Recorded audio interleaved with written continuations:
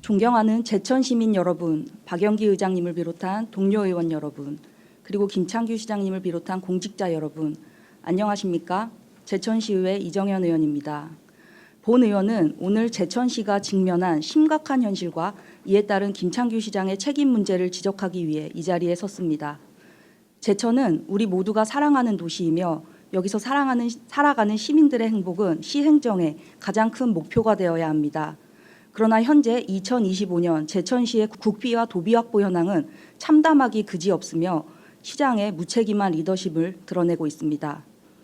제천시는 2025년 국비 1,510억 원, 도비 526억 원을 확보했습니다. 인구 약 13만 명이라는 규모에 비하면 터무니없는 적은 수치입니다. 반면 더 충격적인 것은 인구가 8만 6천 명에 불과한 진천군이 국비 1,661억 원, 음성군이 1,400억 원을 확보했다는 사실입니다. 진천군은 제천보다 인구가 훨씬 적음에도 불구하고 국비에서 더 많은 금액을 가져왔습니다.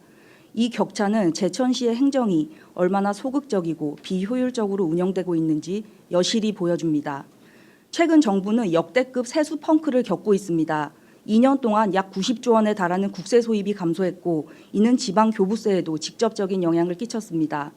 국세 수입 감소는 곧 지방교부세 축소로 이어지는 구조적 문제를 안고 있고 현재 전국 각 지자체는 이러한 상황 속에서 추진 중인 사업들에 빨간불이 켜지며 국비 예산 확보를 위해 불철주야 노력했습니다. 그러나 제천시는 이러한 변화에 적절히 대응하지 못하고 있으며 충청북도 내 다른 지자체에 비해 현저히 낮은 국비 예산 확보로 예산 격차를 보이고 있습니다. 이러한 예산 격차의 원인은 분명합니다.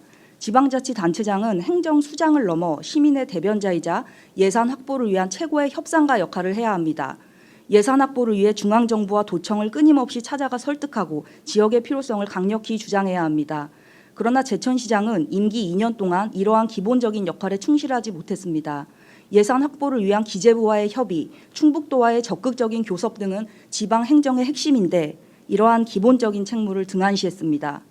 민선 8기 임기 동안 우즈베키스탄, 키르기스스탄, 카자흐스탄, 중국의 펑저우, 언수주, 염성시, 일본 도쿄를 포함하여 5차례에 걸쳐 총 22일간의 해외 출장을 다녀왔습니다. 이 과정에서 제천시장과 수행 인력 등이 사용한 예산은 무려 9,565만 7,530원으로 약 1억 원에 달합니다. 그러나 정작 정부 예산 확보에 대한 행보는 어떠했습니까? 제천시장은 현 재임 기간인 2년 6개월 동안 정부 예산 확보를 위하여 기획재정부를 단 2번 방문했으며 예산 확보를 위한 국회 방문 역시 딱 2번에 그쳤습니다.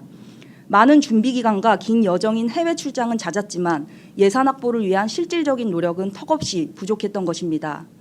해외 출장에서 돌아오는 김창규 시장의 손에는 예산이나 지역 발전에 대한 성과 대신에 공허한 보고서만 남았습니다.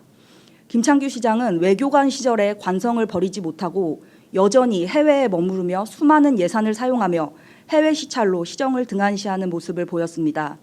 심지어 2024년 충북 전역에 쏟아진 폭우에 시민들이 피해를 입은 그 시점에도 해외 여행 중이었습니다.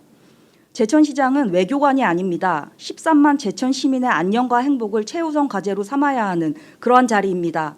예산은 곧 시민의 삶입니다. 국비와 도비는 제천시가 도로를 정비하고 복지 정책을 강화하며 지역 경제를 활성화하는 데 필요한 핵심 자원입니다.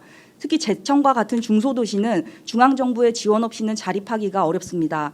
그런데도 제천 시민이 마땅히 누려야 할 권리를 방치하고 있습니다.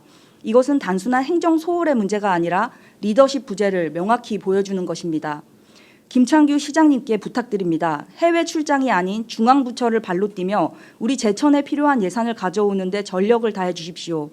해외에 머무르며 공허한 약속을 남발하는 것이 아니라 지역 현안에 깊이 관여하고 시민들과 함께 호흡하며 진정으로 지역을 위한 행정을 펼쳐주십시오.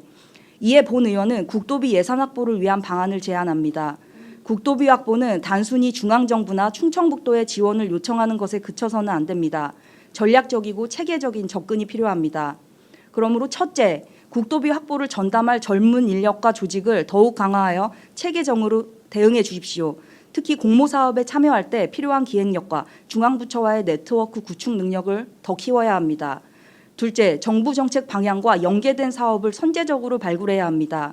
이를 통해 우리 시의 비전과 정부의 정책 기조를 일치시켜서 국도비 확보 가능성을 더욱더 높일 수 있습니다.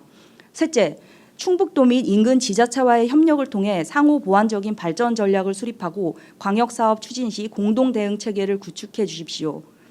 마지막으로 국회의원 및 관련 부처와의 소통을 강화하여 제천시의 필요성과 가치를 적극적으로 알리고 지원을 이끌어내야 합니다. 존경하는 동료 의원 여러분, 그리고 제천 시민 여러분, 이제 우리가 목소리를 높여야 할 때입니다. 김창규 시장께서 제천시의 미래와 시민들의 권리를 외면하지 않도록 책임 있는 행정을 펼치도록 강력히 촉구합니다. 제천시의 침체된 경제 활성화를 위한 정부 예산 확보는 더 이상 묵과할 수 없는 문제입니다. 시민들의 삶이 위협받는 현실을 방관해서는 안 됩니다. 김창규 시장은 스스로 책임을 돌아보고 제천의 발전을 위해 진정으로 헌신하는 모습을 보여야 합니다. 제천의 미래를 위해 그리고 시민의 자존심을 위해 우리는 반드시 변화를 만들어내야 합니다. 저 역시 고민 또 고민하며 5분 발언을 마치겠습니다. 경청해 주셔서 감사합니다.